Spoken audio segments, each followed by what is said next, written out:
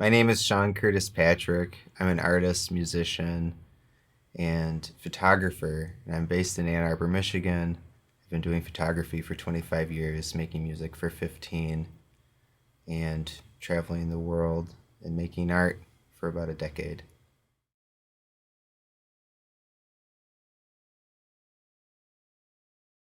Without question, I wouldn't be able to make the art I do without the technology that I have at my disposal. I utilize old technology to create new art and new music. The origins of this instrument, which is called a modular synthesizer, are from the 50s, 60s, and 70s, but this is an updated version made in the last few years. This is a small synthesizer that has easily 10 times the firepower and memory of something like this, but yet this fits in a small case that I can put in a backpack.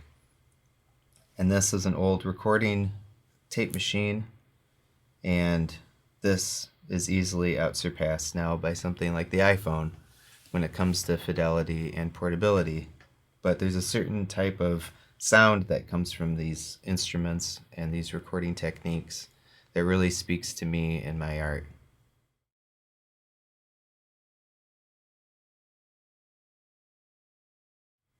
I primarily make art in an analog way, utilizing analog synthesis and tape loops and tape machines, but I still get all of my art and music out to the world in digital ways, using Bandcamp, Spotify, Apple Music, and primarily as a delivery mechanism and marketing mechanism, Instagram, which has been really an important way of building a little fan base. Being able to create something in my studio, which is in my house, and then be able to get it online for thousands of people to hear within a matter of hours is an impressive um, jump in from the modality where it previously was, which was you had to have a record deal and you had to go through all of the logistics of being able to get said deal and then have stuff mastered in a studio. You had to ship tapes. You had to have it pressed to vinyl or made into CDs. It then had to be shipped around the world for people to buy. Now people can just find me in really kind of random ways online. Sometimes through algorithms, sometimes through people tagging, and I can have a whole bunch of new fans. Just if people are interested in weird instruments like these, they can find me pretty easily now. But 20 years ago, it would have been impossible. The challenges are definitely the fact that now there's so many people, which is a good thing. There's so many people doing this that sometimes the markets are oversaturated. You can only imagine how easy it was to really differentiate yourself if you were in a four-piece, pop rock band back in the 70s. If you had a record deal, you easily were able to reach people a lot easier than someone that didn't. Now everyone has a record deal. It's just an independent thing with Bandcamp and the fans that they have. So, I make stuff in a very small niche area, subgenre of music called ambient music. But there are thousands of people that make stuff just like me.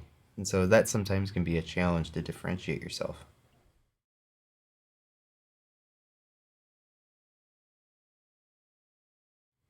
I think that experiencing art has evolved a lot in the last 10 years, in particular, with the advent of social media and everyone having a computer in their pocket where they can share something with the world instantly. I don't know if the days of going up to the placard in front of a painting and reading the whole thing and then kind of absorbing it and sitting on the bench is dead, but it's definitely changed. I, for one, will walk up to a painting that I really like in a museum and I'll take a photo of the placard so then I can read or reread it later.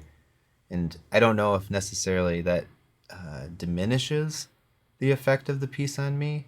It may actually make it more memorable because I can go back to it later and review it again. In terms of the actual social media component of people wanting to be seen with certain things, that probably detracts from the overall effect on the piece. I don't know if when Jackson Pollock had his first pieces in large New York art galleries, if people were more concerned about seeing the piece or being seen with it.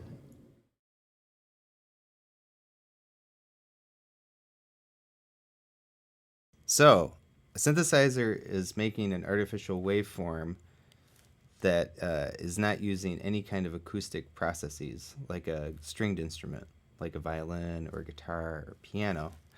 So everything is based on circuitry and then amplified through an amplifier.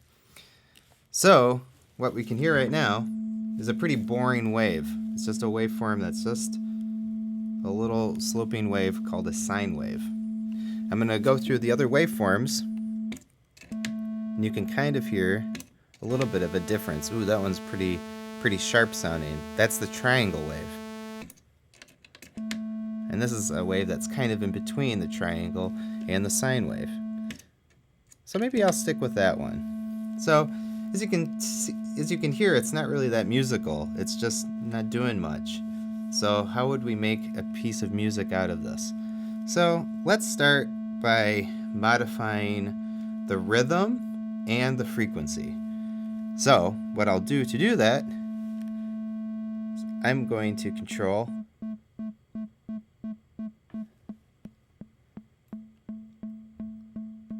and modify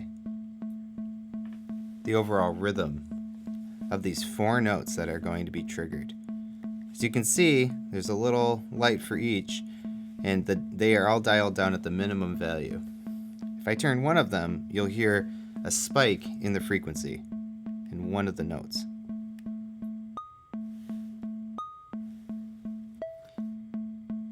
So now I've just changed one of those potentiometers, one of these little knobs, and now there is a melody that's starting to form. If I change another one along with that,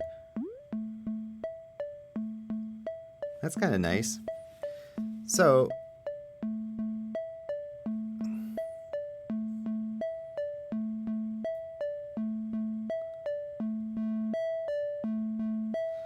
we can add a little bit of delay.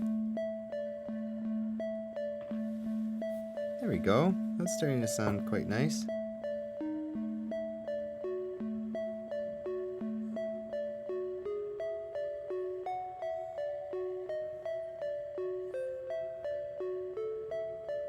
Oh, there we go.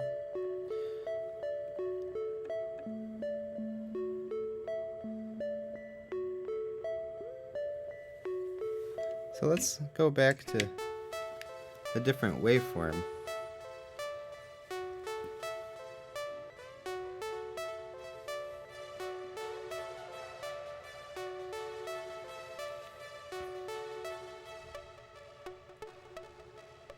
So that's kind of how I would begin something, just by experimenting. This really is like a blank canvas, a blank slate, when all of these are pulled. And every single patch, which is what we call it when we patch everything together, is different every single time. So when I start like this, I never know what I'm going to end up with.